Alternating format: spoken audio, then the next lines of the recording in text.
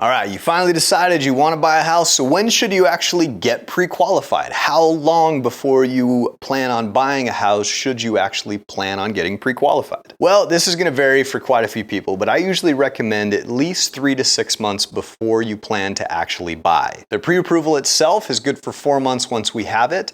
However, if you are concerned about, maybe you've got a unique situation where you're worried about your credit, or your job, or some sort of income situation, whatever it is, you always want to start a little bit earlier than planned, because let's say that you do need down payment assistance and you're like 10 points away on your credit score from being able to qualify for the program that we want. If we did it far enough in advance, we would have time to figure out how to get those 10 points so that we can get you into a home. But if you're calling me 2 days before you're going to go see a house on the weekend, that sometimes isn't enough time for us to get all of the necessary information and to make sure you're in the right program for the loan that you want to do. Now, I'm not saying I've never done that, right? I've gotten plenty of phone calls Friday night at 9, 10 o'clock. Hey, I need a fast pre-approval. We're shopping this weekend.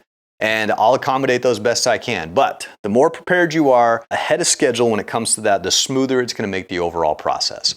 So my recommendation is, if you are thinking about purchasing a home, maybe even next year, like let's say you have a plan next year to buy a house, get started today. If you don't know where your credit is and you have no idea where you stand, let's at least get an application in so we can see and we can put you up on a plan and get you on a goal to accomplish based on what we're trying to do. So long story short, 3 to 6 months before you plan on buying, sooner the better. It's always good to know your options.